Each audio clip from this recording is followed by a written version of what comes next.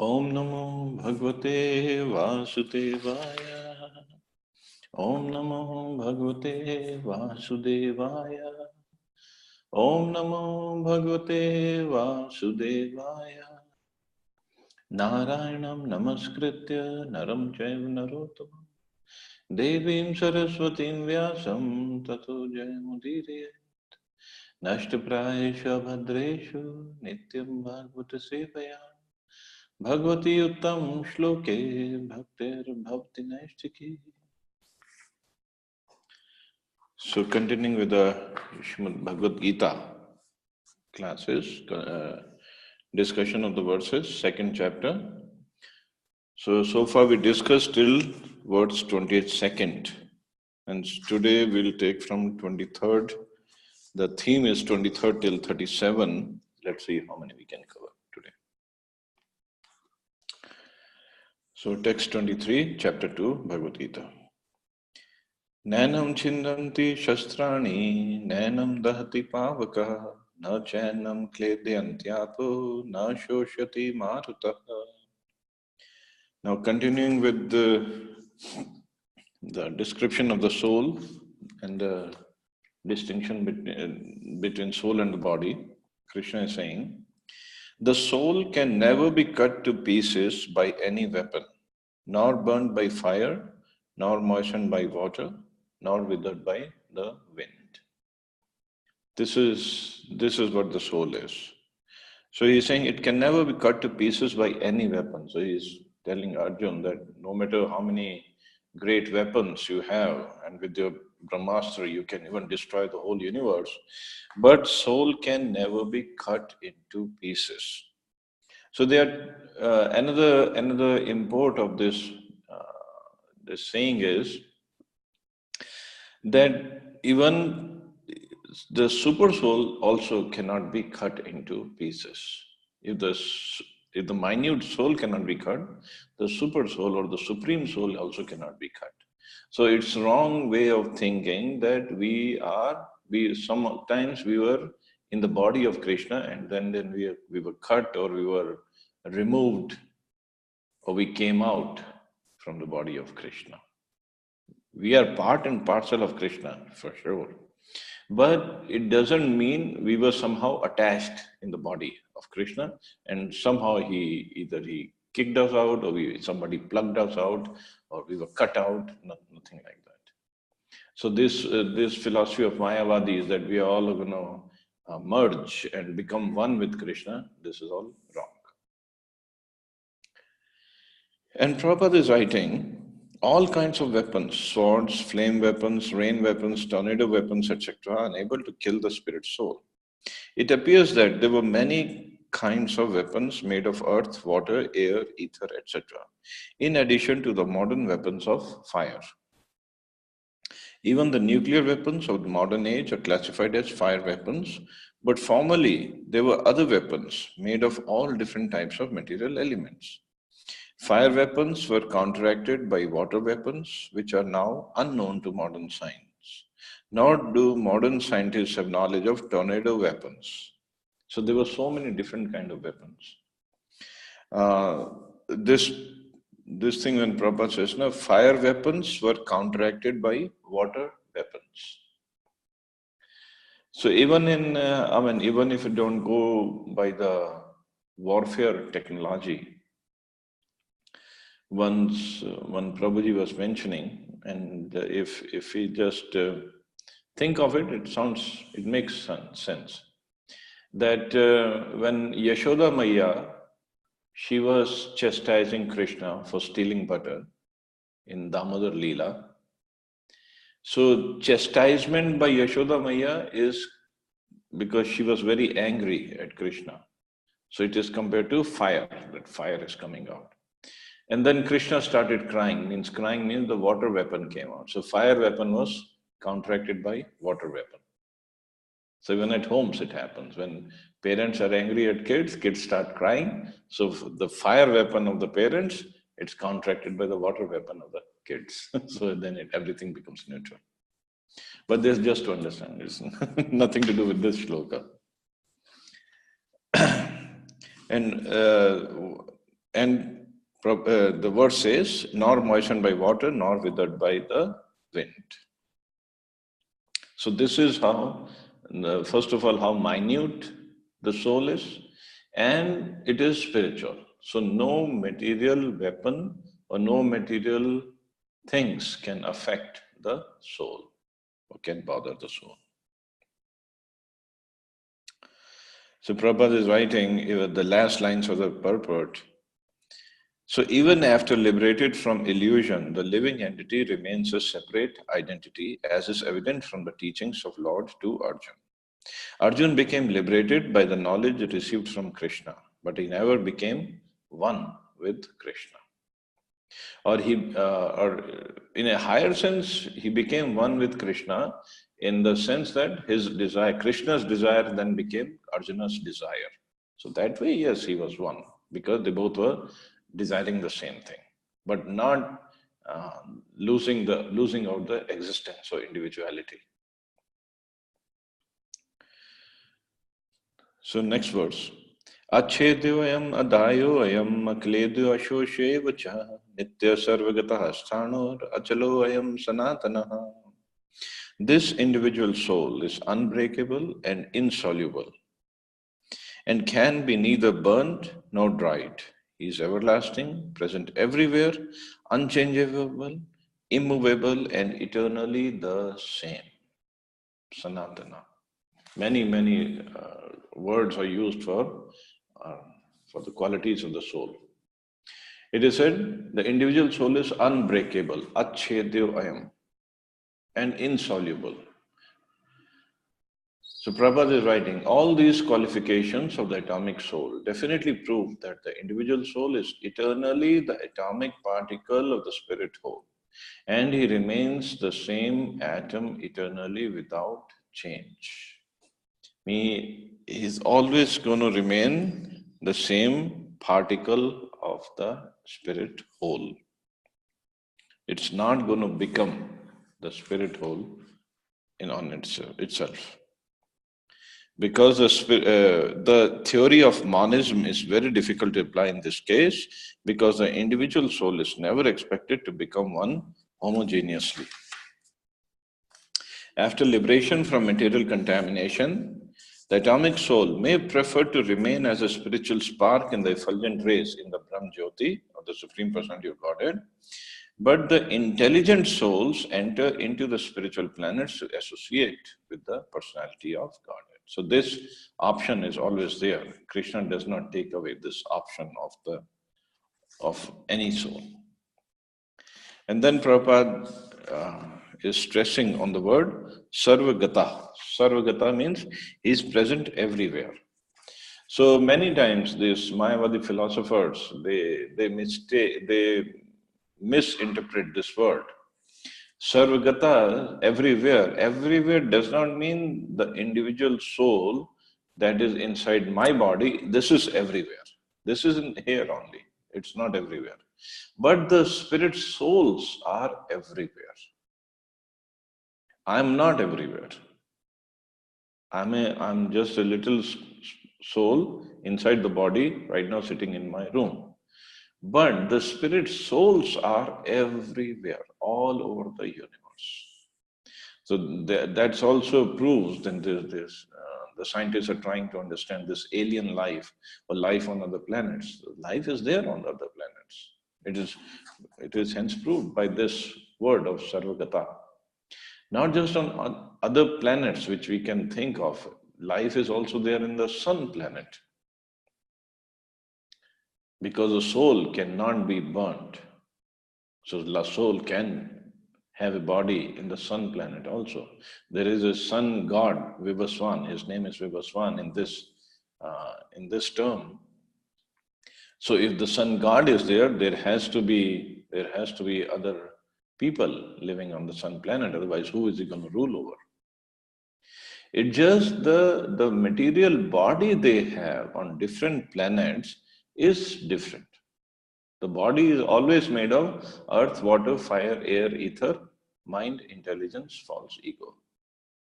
The material bodies are made of these elements only. Just when there's a body on the sun planet, the fire element is much more than the other elements. So the body can be, the soul can have a body conducive to the environment that he is living in. For example, to understand it better, just even on earth, when we see in the ocean, underwater, there's so many fishes, so many other creatures living underwater. If somebody asks us to live underwater, how long we can live without all the other equipments? Not more than few minutes. But these fishes live underwater very comfortably. Hundreds of years they can live there. Why? Because their body is conducive to the environment they are living in. So in their body, the water element is much more than the other elements. Simple as that. So similarly, the birds are flying in the air, flying in the sky, and they can fly and breathe and eat in the sky, and they can live properly. Of course, they have to land when they get tired, they have to land somewhere, take rest, and again fly. But we cannot fly because our body is not suitable for that environment. So similarly, there are living entities all over the universe on different planets. They have their lives, they have different bodies conducive to the bodies of that planet. So even on Moon planet, people are living there. Even on Mars planet, people are living there. But then the scientists claim that we went to Moon and we didn't see anything. They only saw some rocks, they saw desert, they didn't see any person, any buildings, anything. But Prabhupada explained that in Bhagavad it's mentioned the moon god name is Som, and because of Soma, the vegetables and fruits on planet Earth, they get the juice. And Prabhupada explained that if because of the rays of the moon, the fruits and vegetables on earth, they get the juice, so how come on moon there are no fruits and no vegetables? Definitely there are. But the problem is, or the difference is, those fruits, those vegetables, and the population living on the moon planet is according to the environment of that planet. We are trying to see those entities according to eyes that we have, which is fit to see the people on this planet. So our eyes or our equipments which we make, they're based on these eyes or these senses. So we cannot see those bodies because we don't have those eyes to see those bodies. So that's why we have to see through the eyes of scripture. So similarly on Mars planet, people are there everywhere. Mars planet, the ruling god is Mangal, and if the ruler is there, the population has to be there. And population has to be there, so they have to have their buildings, they have to have everything else, just like we do.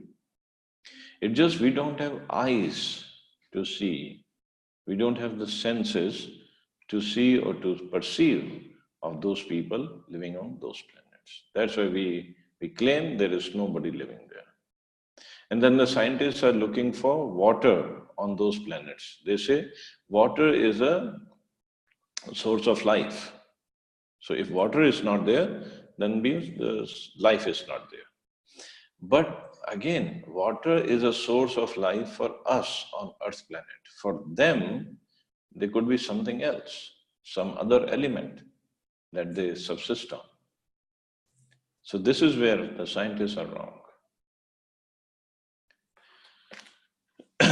Anyway, so from Bhagavad Gita, it's clear, so the soul is sarvagata. So living entities are all over the universe. And Prabhupada writes, the word sarvagata is significant because there is no doubt that living entities are all over God's creation. They live on the land, in the water, in the air, within the earth, and even within fire.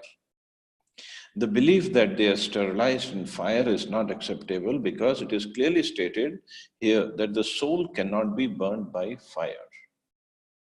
Therefore, there is no doubt that there are living entities also in the sun planet with suitable bodies to live there.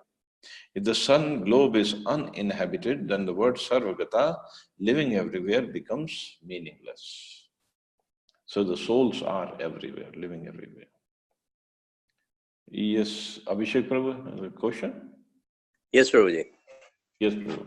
So, like planet, in on planet Mars, if we talk about their inhabitants, they have different body than ours. Mm-hmm. So, is there any chance of communicating with them, or how do we communicate with the planets of the inhabitants of the other planets? So we have to learn their language. Uh, How okay. else is that? Um, Prabhupada also explained when this moon landing thing was going on, and Prabhupada, yeah. he only watched one video and he said they never went to moon. And so many disciples, they left the movement that time because they thought Prabhupada was envious of the technological advancement of America. Mhm. But Prabhupada said, according to calculation, first of all, from Srimad Bhagavatam, moon is, I don't know how many million miles away, 90 million or so, something like that, away from Earth. And he said they didn't go there. And then he said, even if they claim they went there, and even if we believe, so the people on moon planet are more sophisticated, more advanced than us.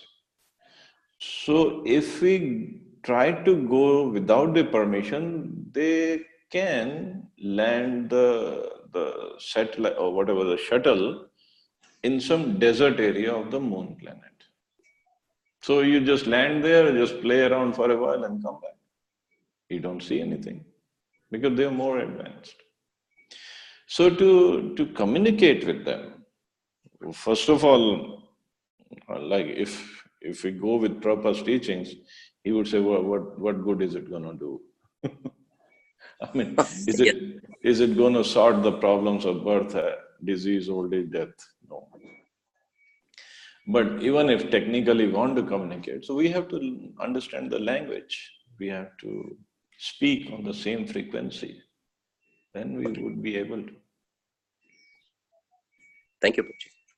And since they are more advanced than us on Earth, so it will be difficult. I think that's why we see all these UFOs or alien ships flying on Earth, and maybe they are trying to send some people to see what in the world we are doing here, how we are messing up the planet Earth. I don't know. Because they're definitely more advanced, superior to us. Thank you, Prabhuji. In fact, human beings are the only, I mean, in this species of Manushya Yoni, we are the only ones who are among the lowest kind. Even it is said, Sura and Asur, they both are better than us. Even Rakshasas are better than us technologically. Human beings we don't even come into any count. Because when Ravan was asking for benedictions from Brahmaji, so he also asked similar benedictions, just like Hiranyakashipu did. But Ravan, when he was asking, he said, he asked, oh, I should not die from this person, I should not die, this person should not be able to kill me. But he said, human beings don't even bother to give me benediction against human beings. They cannot do anything. So that's why Ram had to come as a normal human person to kill him. So even Rakshasas, Danos, and Devas, they are on a higher category than us. Technology wise. Technology-wise, not consciousness-wise, but technology-wise, or the bodily strength, or the things they can do, they're much better.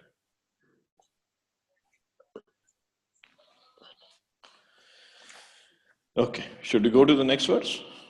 Yes, Prabhuji. Text 25. Avyakto ayam achinto ayam vikaryo ayam uchyate tasmadevam viditvenam nanu shochitum arhasi. It is said that the soul is invisible, inconceivable, and immutable. Knowing this, you should not grieve for the body. Soul is invisible, means its magnitude is the size of the soul is so small, 1/10,000th part of the tip of the hair. Not even the length of the hair. It says 1/10,000th part of the tip of the hair. So how small the tip is, and we just consider. And this is also, it's just a way for us to understand how minute the soul is. And Prabhupada is writing, as far as the soul's existence is concerned, no one can establish his existence experimentally beyond the proof of Shruti or Vedic wisdom. We have to accept this truth because there is no other source of understanding the existence of the soul, although it is a fact by perception. So we have to understand this truth coming from scriptures, coming from sages, coming from Lord Himself, that the size of the soul is so minute, so minute, so minute. There are many things we have to accept solely on the grounds of superior authority. Because not every time we can experiment or we can challenge that, oh, I have to try to find out on my own. Even in the material world, just like this computer science or information technology is so much in fashion these days, so many people are studying. But this whole technology, from what I've understood, I'm not a computer engineer or IT person, it's based on the movement of electrons, right? We had a course in microelectronics in our engineering degree. It's all based on movement of electrons. So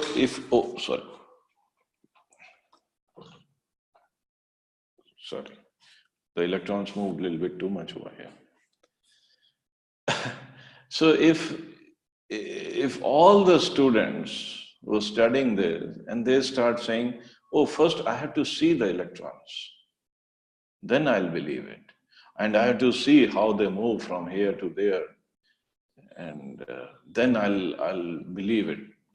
How many students see the electrons while studying electronics? None.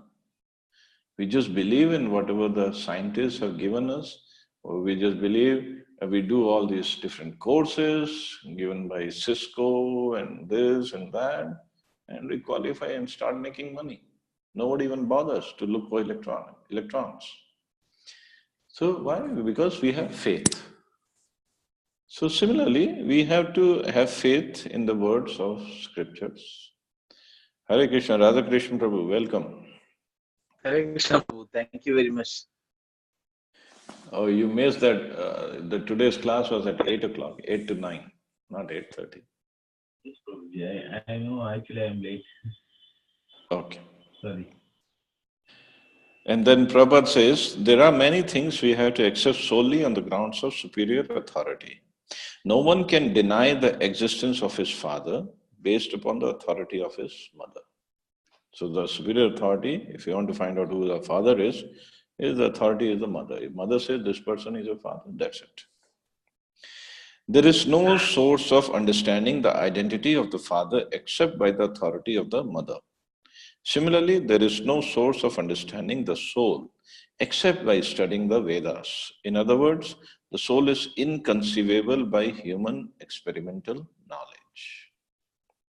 So that is soul.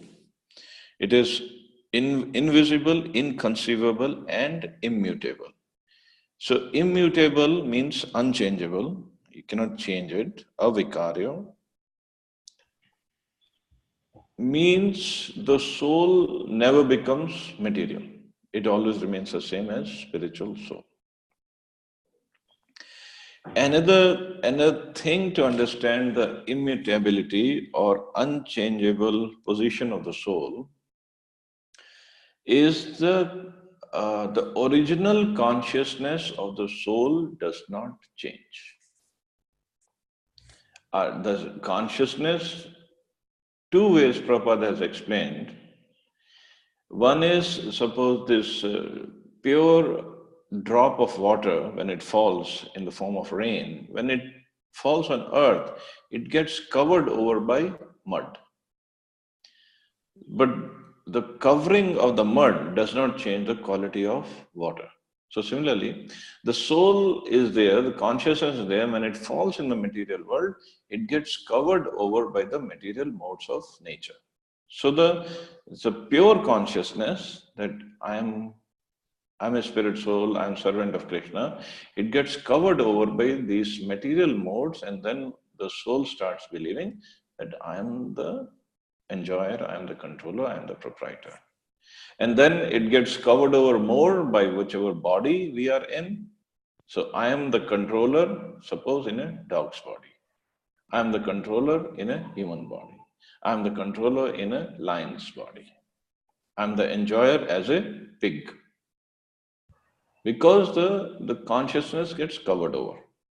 And another place Prabhupada has explained that the consciousness gets impure. The pure consciousness, it gets impure just like if we add ink in the water. So both ways we can try to understand, but the consciousness either gets covered over, or either gets impure. Regardless, the soul, pure consciousness, does not change. That consciousness will always be there. So that's why our society's name is International Society for Krishna Consciousness. Means we have to become Krishna conscious. Or we have to remove the covering of Maya consciousness so we can, so the pure consciousness of the soul can get exhibited. And that's it. That's the whole process. But when we understand that the soul's consciousness, because soul is immutable, the consciousness is also immutable. The consciousness remains whatever it is, although it gets covered over. So now, going with that logic, I'm trying to get to some other point actually with that logic. When a soul leaves the body, material body, when he dies, when we say a person died, so the soul goes from one body to another, and the subtle body, mind, intelligence, false ego, goes with the soul. And of course, Paramatma also goes. So what is it that determines what kind of body the soul is going to get in next life? In 8th chapter, Krishna explained it's a consciousness. So while living in this body, we develop certain kind of consciousness, and that's why it is also said while living in this body, our next body starts getting prepared, because the consciousness becomes of that kind of body, and when we leave this body, we get the next body. So suppose, well, I don't want to get to that point before. Okay.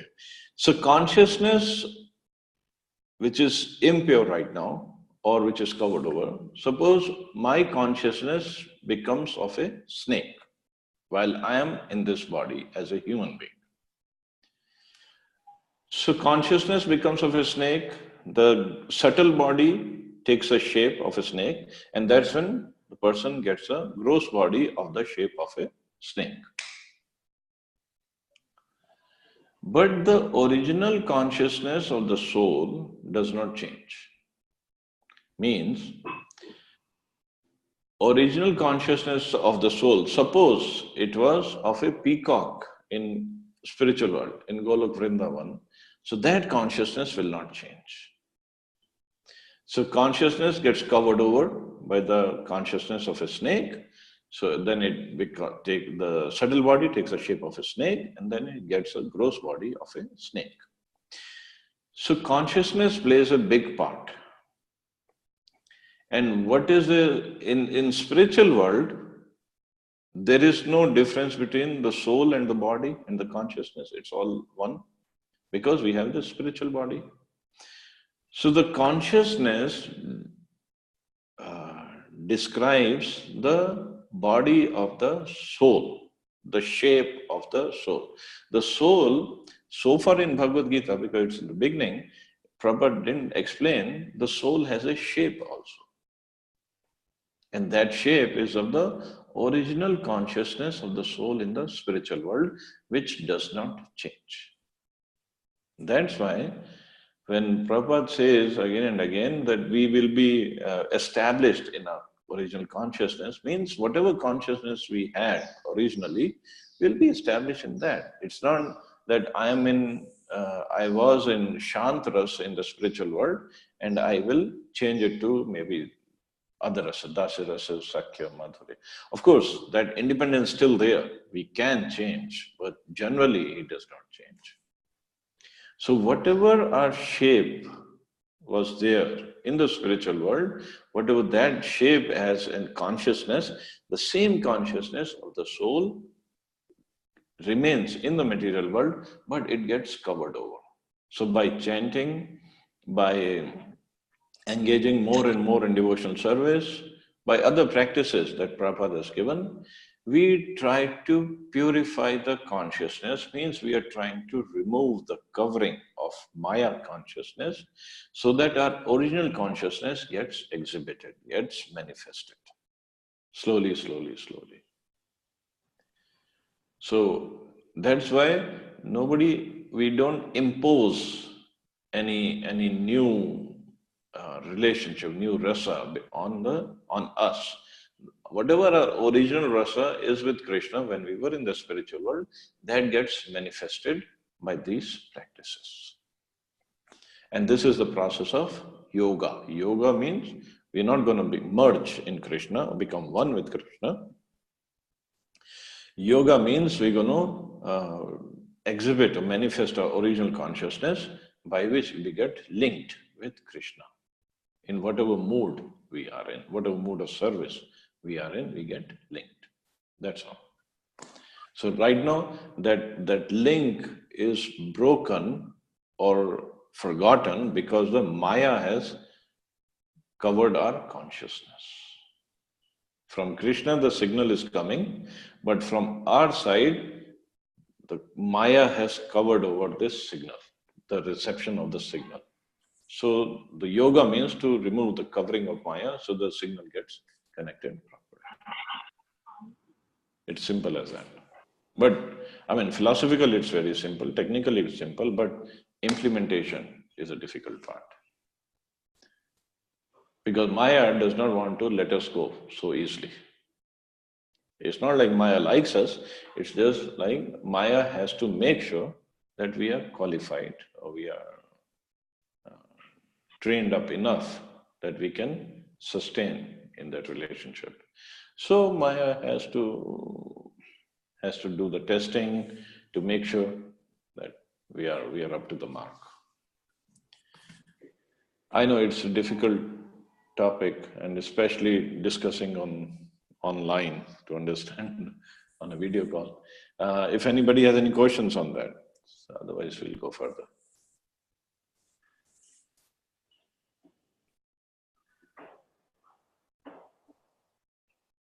No problem.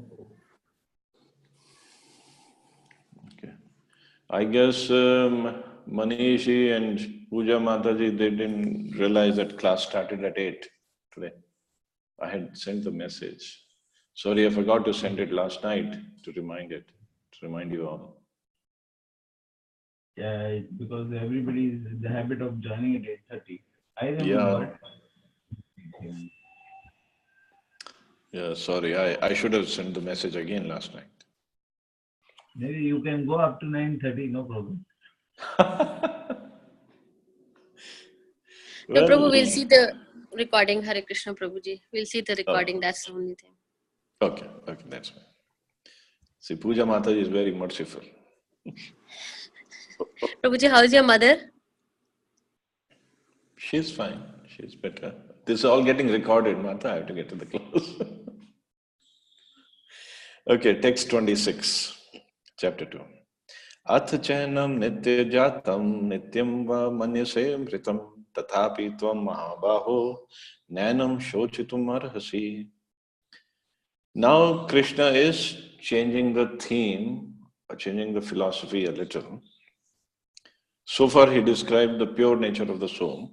So now he's saying, if, however, you think that the soul or the symptoms of life will always be born and die forever, you still have no reason to lament, O mighty aunt. So far he said, no, soul is eternal, nityam, right? Sanatan, it cannot be killed, it cannot be burned. But now he's saying, if you think that the soul will always be born and die forever, or the symptoms of life, he said, symptoms of life, you still have no reason to lament. In purport, Prabhupada is explaining, there is always a class of philosophers, almost akin to the Buddhists, who do not believe in the separate existence of the soul beyond the body. They say this symptom of life, just like the scientists these days, the symptom of life come from uh, reaction of chemicals, amino acids, they give all these different names. They don't believe in the presence of soul. They say, oh, okay, reaction of chemicals, some of chemicals get together and we get life, and when we leave, all the chemicals are gone. They go back to their original shapes, original positions, and then the chemicals will get together again, and then we'll have, instead of Vidurpriya, we'll have somebody else. That's all they believe in. So when Lord Krishna spoke the Bhagavad Gita, it appears that such philosophers existed. It's not like when Krishna was there, these philosophies, or sometimes Prabhupada called this philosophy, did not exist. It was there. And they were known as Lokaitikas and Vibhashikas. Such philosophers maintain that life symptoms take place at a certain mature condition of material combinations. The modern material scientists and materialist philosophers also think similarly. According to them, the body is a combination of physical elements, and at a certain stage, the life symptoms develop by interaction of the physical and chemical elements. The science of anthropology is based on this philosophy.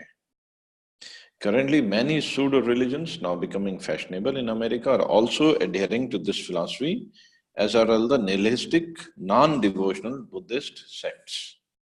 So this philosophy says there's a symptom of life that arises from combination of chemicals.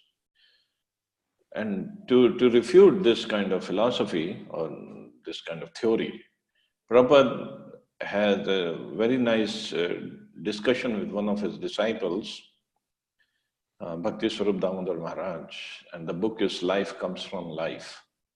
And Bhakti Swarup Maharaj was a scientist in USA. And Prabhupada had a nice conversation, and it is recorded there. And it is said, Prabhupada asked him, so you scientists believe that the life comes from matter, a combination of matter at certain temperature, certain conditions, life comes into existence as we know of. So Prabhupada asked him, so what if I give you all the chemicals, can you produce life in the laboratory? He said, no. The Prabhupada said, why you all are giving this nonsense philosophy then? And people are getting PhDs, people are getting big awards for giving this nonsense philosophy.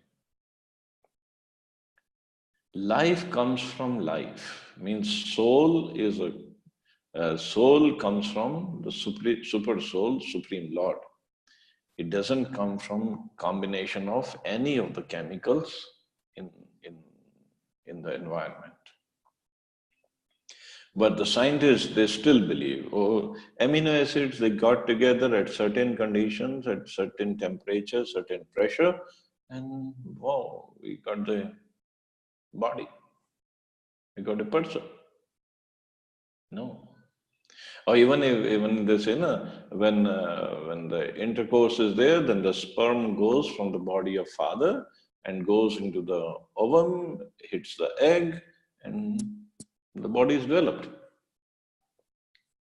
But this is just the external. There is soul inside that sperm that goes. And that's what fertilizes the egg. That's how the whole process starts.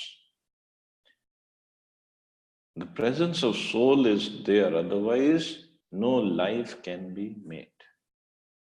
No life can be seen, as we know of. But this is what the scientists, they don't believe in.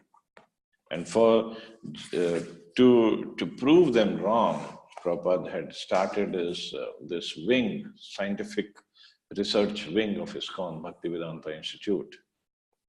And many scientists have joined ISKCON, many scholars have joined ISKCON because of that wing, understanding what is the real philosophy. And so if we look at this point, that life comes from life, the whole Darwin's theory, that is out of question. You can throw out of the window. And then again, also the Big Bang theory, that one can throw out of the window. Just based on this point, that life comes from life. It doesn't come from a combination of chemicals. And Prabhupada is writing, and that Krishna is saying, even if you believe in that philosophy, although that philosophy is wrong, but if you think, you still have no reason to lament. Why? Prabhupada is saying, even if Arjun did not believe in the existence of the soul, as in the Vibhashika philosophy, there would still have been no cause for lamentation. No one laments the loss of a certain bulk of chemicals and stop discharging his prescribed duty. So this is what Prabhupada is writing. So even if somebody believes this body is just a combination of chemicals, although it is still not explainable that in the combination of chemicals, how do you put in emotions? How do you put in feelings? How do you put in fear? How do you put in envy? How do you put in happiness? Chemicals have no happiness. We cannot say, because when we were in chemical lab in the schools, used to do so many experiments, this bottle of HCl is very happy. This bottle of sulfuric acid is very envious. No. So how can the scientists explain the presence of all the emotions, the feelings in a person, if the person is only made of combination of chemicals? And how do you explain the presence of the sense of duty? Krishna is trying to tell Arjuna, this is your duty. So how can the duties come in a bunch of combination of chemicals?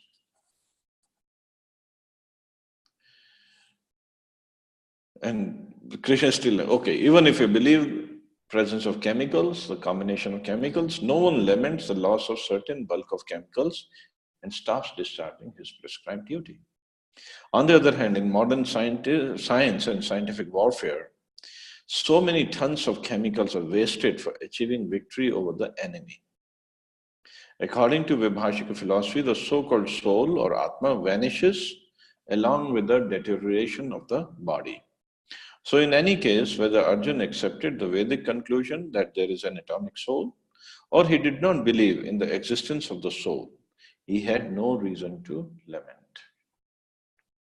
Because even if he thinks, okay, Bhishma and Drona, they're just combination of chemicals. So fine, I'll remove this combination and they'll get combined some other place, some other way anyway. So what's the big deal? So according to this theory, since there are so many living entities generating out of matter every moment, and so many of them are being vanquished every moment, there is no need to grieve for such incidents. If there was no rebirth of the soul, Arjun had no reason to be afraid of being affected by sinful reactions due to his killing the grandfather and teacher.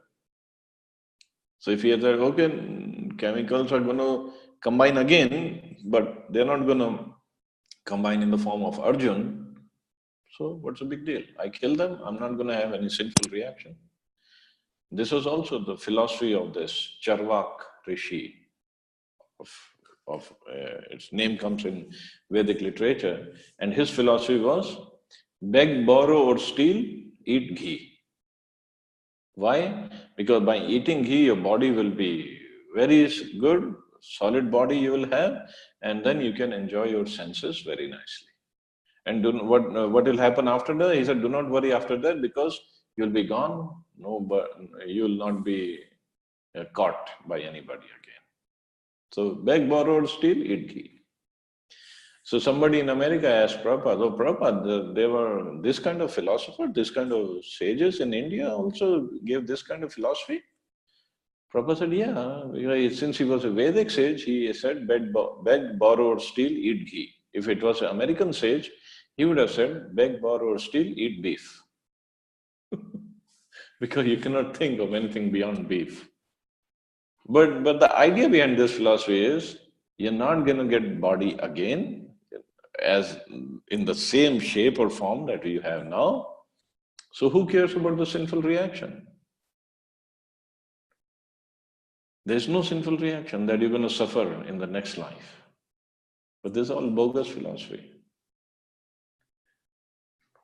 So sinful reactions we suffer for, and good karmas we enjoy in the next life.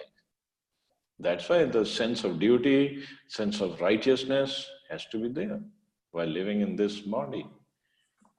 But that sense cannot be in just a bunch of combination of chemicals. That's a wrong philosophy. Any questions, or should we go to the next verse? Any questions or comments? Hare Krishna, Prabhu. Hare I Krishna. have one small question. We say Charvak Muni suggested something like this. Why do we call him Muni? Muni means one who thinks differently. He tries to understand. Muni means one who does manan.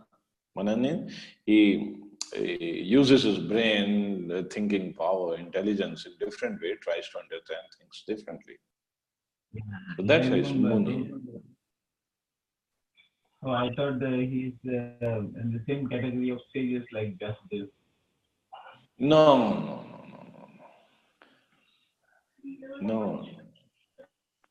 He's just Muni because he's thinking differently. Yes, Puja Mataji, you have your hand up.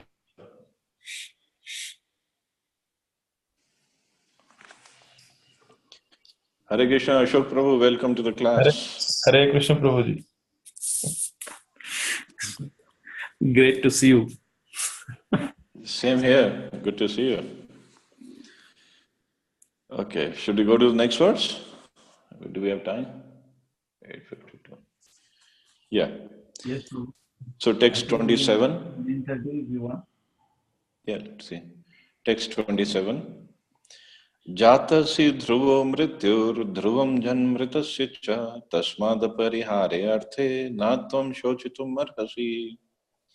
One who has taken his birth is sure to die, and after death one is sure to take birth again. Therefore, in the unavoidable discharge of your duty, you should not lament. So, Krishna gave just one verse for that philosophy. He said, if you even still think that, if you think that the life has come from just combination of chemicals, still there's no reason for not discharging your duty properly. And he comes back to the original theme of that soul is going to take birth again. So one who has taken his birth is sure to die, And after death, one is sure to take birth again, until one gets liberated. If in the material world, he has to take birth again. So Prabhupada is writing, one has to take birth according to one's activities of life. And after finishing one term of activities, one has to die to take birth for the next. In this way, one is going through one cycle of birth and death after another without liberation. This cycle of birth and death does not, however, support unnecessary murder, slaughter, and war. But at the same time, violence or war are inevitable factors in human society for keeping law and order. So Krishna is giving his final stamp that one who has taken birth is surely gonna die. So even if Arjun, you think you're gonna kill this Bhishma and Drona, and you're running away from your duty, this is nonsense. They're not gonna live forever. They're gonna die.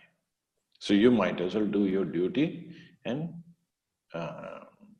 enjoy the benefits of war. The battle of Kurukshetra, being the will of the Supreme, was an inevitable event, and to fight for the right cause is a duty of a Kshatriya. Why should he be afraid of or aggrieved at the death of his relatives, since he was discharging his proper duty? He did not deserve to break the law, thereby becoming subjected to the reactions of sinful acts, for which he was so afraid. So Krishna is trying to tell Arjun, and one reason for Arjun for not fighting or not running away from the war was that he said, I'm going to commit sinful activity. This is sin. And Krishna is trying to tell him, no. If you run away from your duty, that would be sin. Not from the sin will not be if you do your duty properly. And your duty right now is to fight with Drona and Bhishma.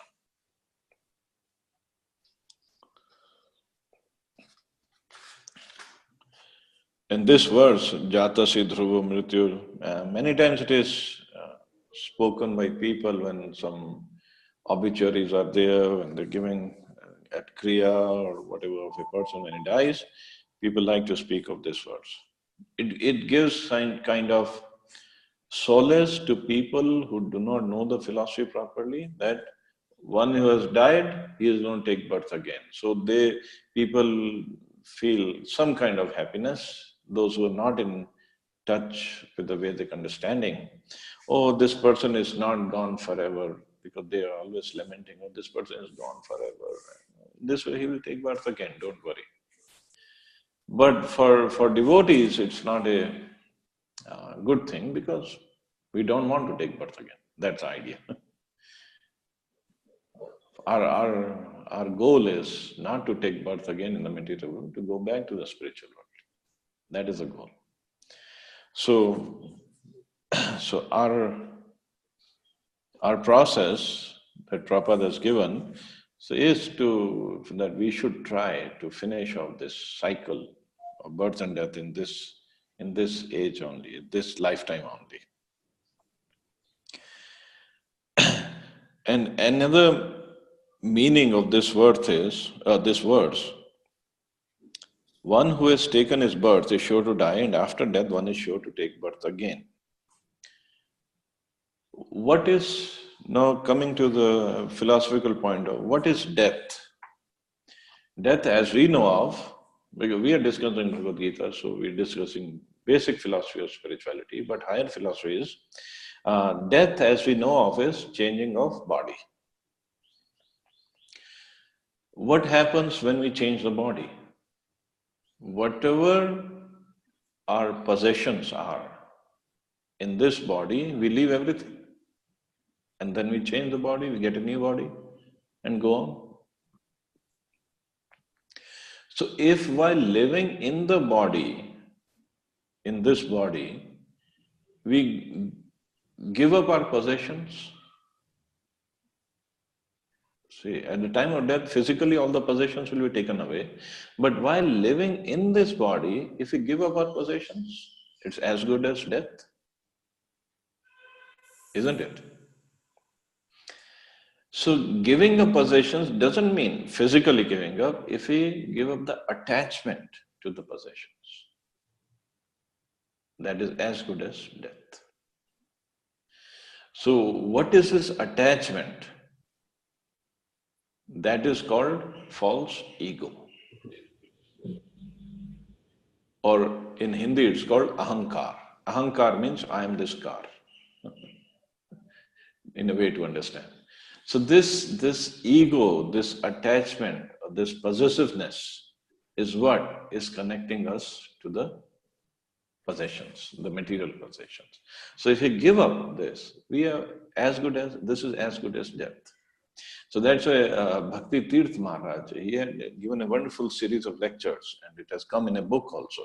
It's called Die Before Dying.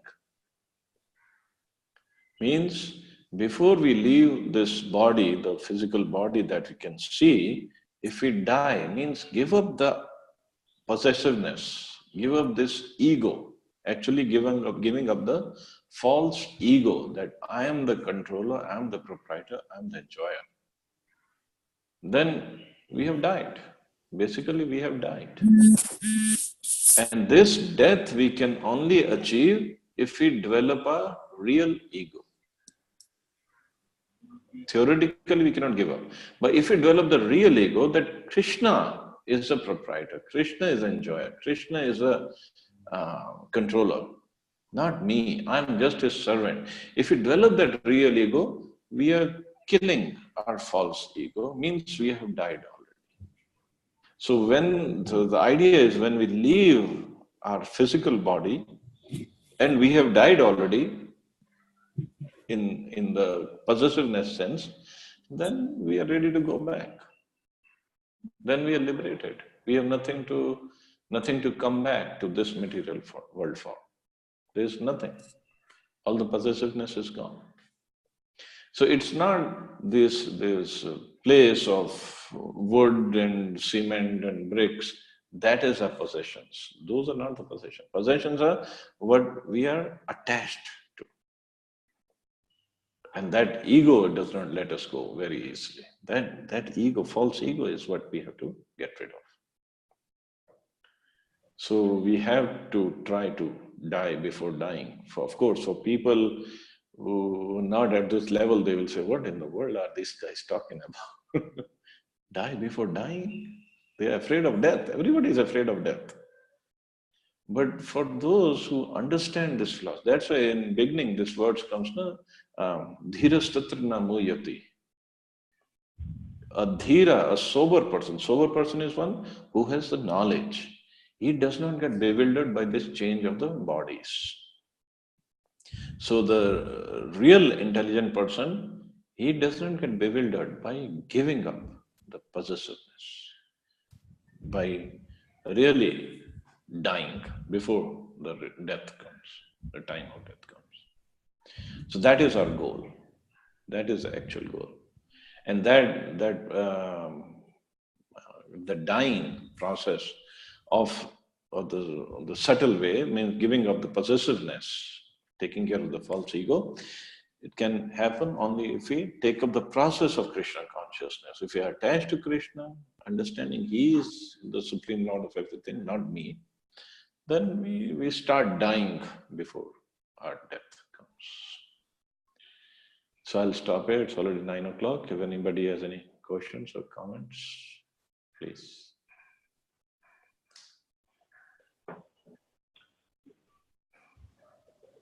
You talking about who's the Maharaj, bro? The Maharaj Bhakti, who has written the book Die Before Dying. Bhakti Tirth Maharaj. Bhakti Tirth. Okay. You can search for the book. Yeah, Or I'll look. Yeah, it's a wonderful book. Yeah, his books are very powerful.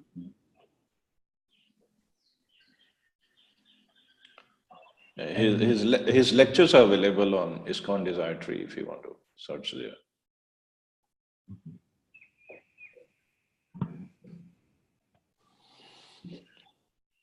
Okay. Hare Krishna. Hare Krishna. Hare Krishna. Hare Krishna. Should we stop here? Hare Krishna. Okay, we'll stop here. And everybody, please enjoy your day. Please ponder over the things of die before dying. And we'll meet tomorrow. Hare Krishna. Hare Hare Guru.